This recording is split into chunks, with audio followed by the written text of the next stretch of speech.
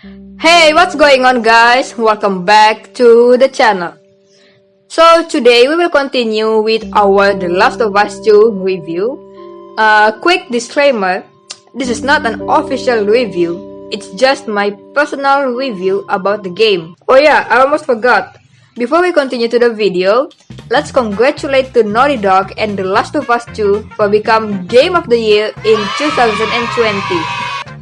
Despite from all of the controversies and divide its community, the game won Best Game Direction, Best Narrative, Best Audio Design, and Best Performance by Laura Bailey played the role as Abby. It only lost to Ghost of Tsushima and Final Fantasy VII Remake as they won in Best Art Director and Best Score and Music. Now, I'm not gonna dive into the controversies of this game, and you can just play the game to see what's it all about.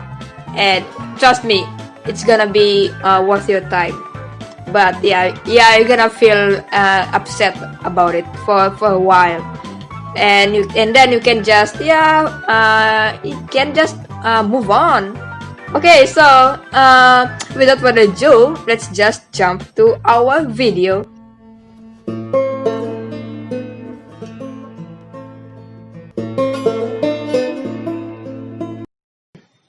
In our last review video, we were talking about the graphic of the game.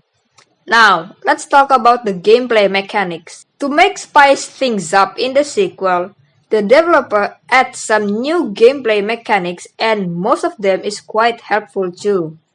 The first one is a major thing, and it's important for shooting games to have this, a silencer. Now you don't have to approach to enemies for stealth kill. All you have to do is collect bottle and press triangle to craft the silencer. But sadly, it can only be equipped to Ellie's pistol.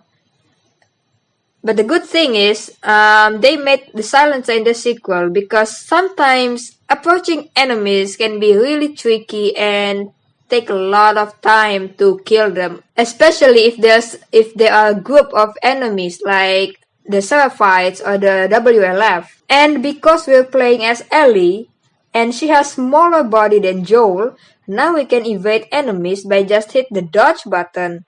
We can also prone hiding in tall grass or beneath objects like cars, beds, sofas, recover from an arrow, and even swimming.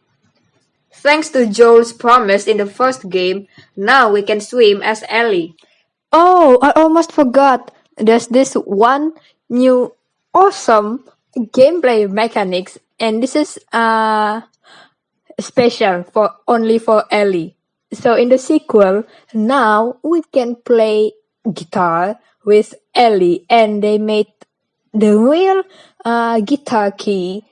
And the cool part and the awesome part is we can play real life music. Yeah, I mean our music from our world, and then we can play it in the game. I saw so many gamer do that, and I saw so many YouTuber do that too. And oh man, it's so awesome. I mean, it's just mind blowing that they can do that in the game.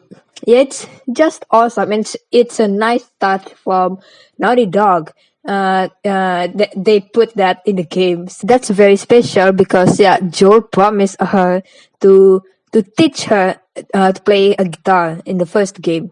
Yeah, once we're done with this whole thing, I'm gonna teach you how to play guitar. I reckon you'd really like that. There are few gameplay differences between Abby and Ellie.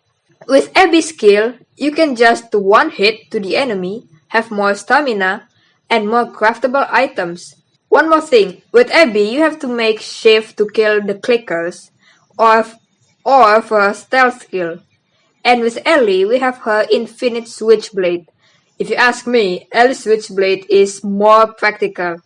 Yeah, because we don't have to worry about running out of switchblade and have to make shift every time and have to collect the items to make shifts. Last but not least, some of the weapons in the game is kind of hard to use, especially for me as a disabled gamer, like the bow, for example.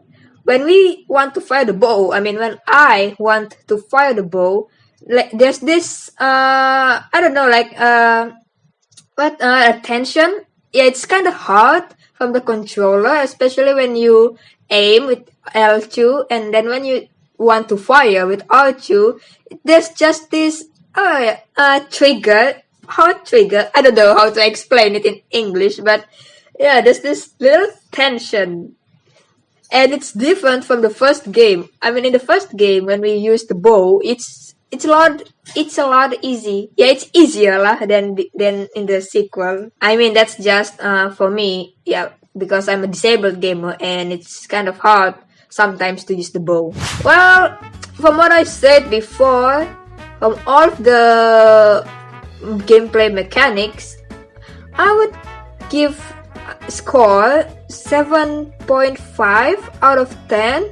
I mean, it's not perfect, and sometimes there's a little glitch with the mechanism. Sometimes the shift doesn't appear, or sometimes when you already silent approach to a clicker, they can still hear you. And sometimes, yeah, like I said, the shift doesn't appear when we already approach the clicker. Well guys, that's all I can say in this gameplay mechanics for The Last of Us 2. I mean, it's not much. Yeah, it's just my own personal review. Thank you very much for watching. Don't forget to subscribe to see other content and awesome gameplays in the future. And if you like my review, don't forget to smash that like button. And if you're still here, comment your own opinion about the gameplay mechanics. I would like to see your thoughts though about the gameplay itself. See you guys in my next video. Bye bye. 1, 2, 3, no.